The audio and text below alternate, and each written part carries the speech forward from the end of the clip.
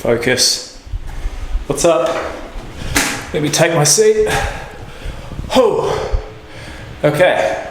Welcome one and all to another video. Day 17, Thursday the 18th of January 2024. And this morning I did something different. I don't know if it really affected my performance in the gym, although I expected it to.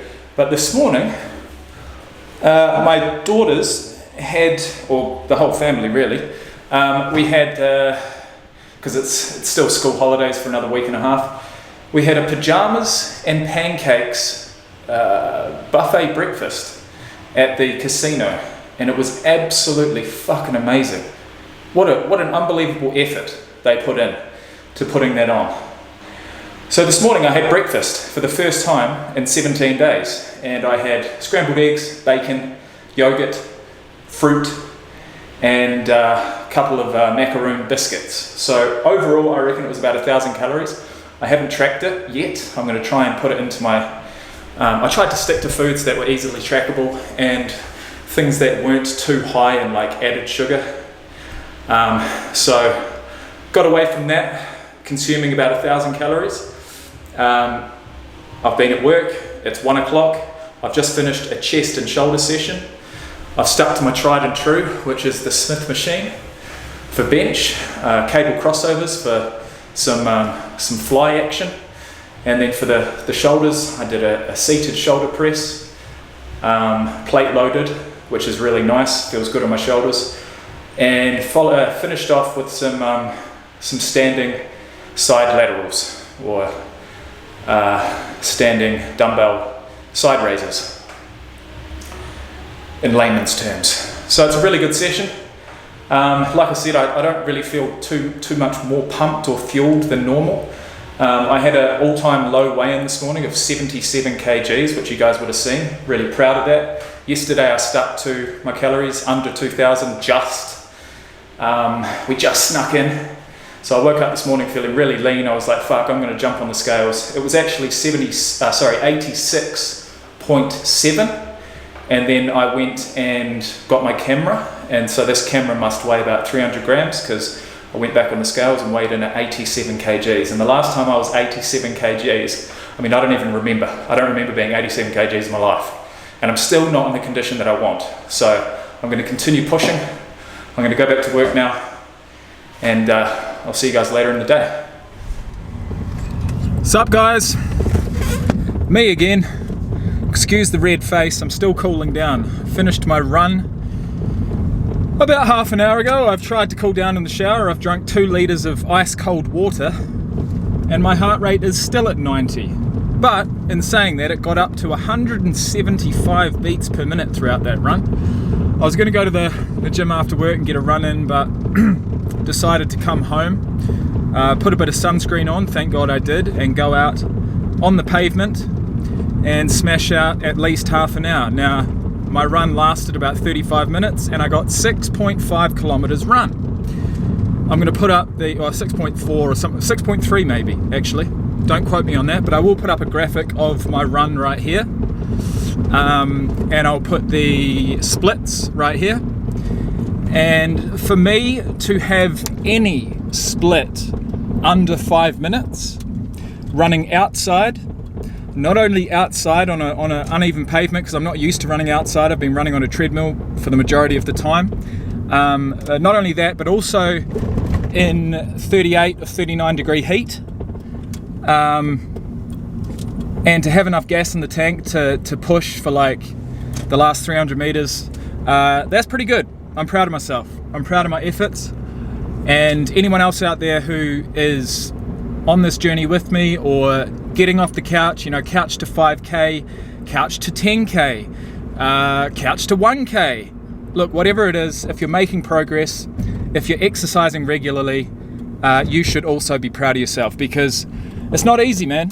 If you are sedentary, if you have been sedentary for a long time, I've said it before and I'll say it again, that day 1 is always the hardest. But day 2 gets easier, day 3 gets easier, and you know, when you begin setting a goal for yourself and achieving it on a day-to-day basis, that kind of feeling, that positive feeling, can only snowball from there. So you may fall off the bandwagon, you may go and binge eat one night, but get up the next day and crack on, because if you don't, what's the alternative? You're back at square one. So yeah, look, you'll get yourself to square 5. If you fall off the bandwagon, you might go back to square 3, but you don't have to go back to square 1. And that is my message for today. So currently sitting on about 1,500 calories for the day. Got a great chest and shoulder session in, a nice run, sitting at about 800 active calories burnt for the day.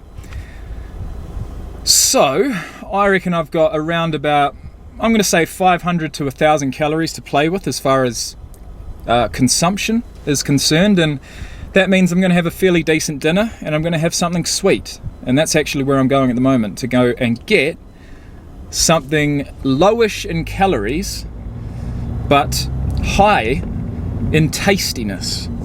And I don't know what I'm going to get, but yes, it's official. I'm back on the low calorie snacks.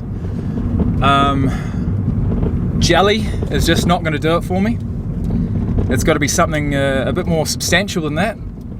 I don't want to eat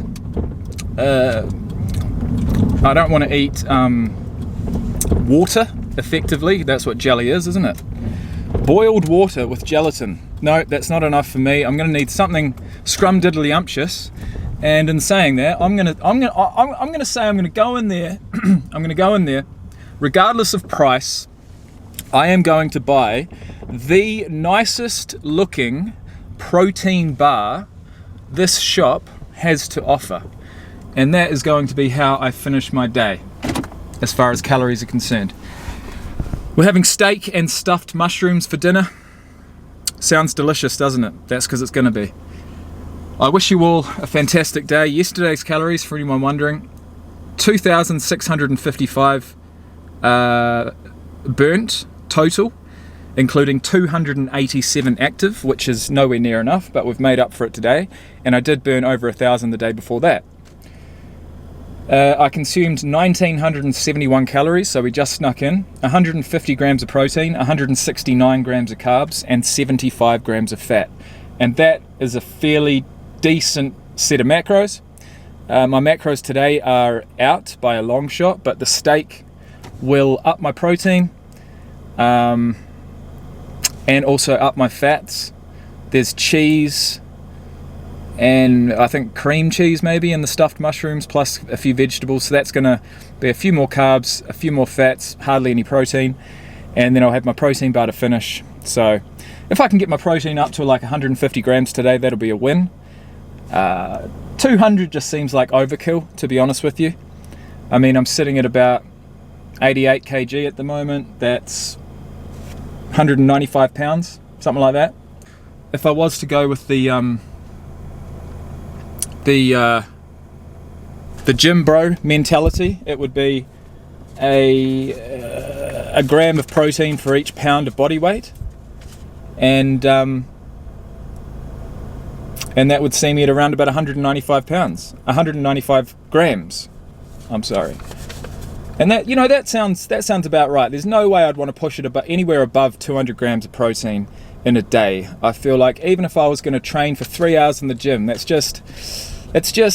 overkill. And also what it's doing is it's taking away calories that I could be using with more delicious carbohydrates and fats.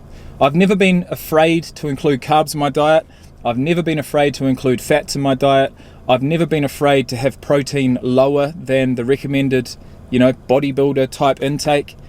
And that has led me to, this time at least, stick to the diet. Because as we know, the best diet for you is one you can stick to. My diet at the moment is calorie restriction, and I've been able to stick to it. But the only way I've been able to stick to it is mindset, man. Determination, mindset. Sorry guys, I'm sweating like a fucking... Yeah, I'll stop there. Thanks for watching. I'm going to go and buy my protein bar, and I'll see you tomorrow. It's been a really productive day. I didn't drink last night. I was really close to, and for that reason I'm about to make a vlog talking about it. I didn't think I'd be back on the airwaves as far as my alcohol videos for another week at least, but I feel like I definitely need to talk about this because I was this close to folding and going and buying a bottle of vodka, but I didn't. So thanks for watching, and I'll see you tomorrow.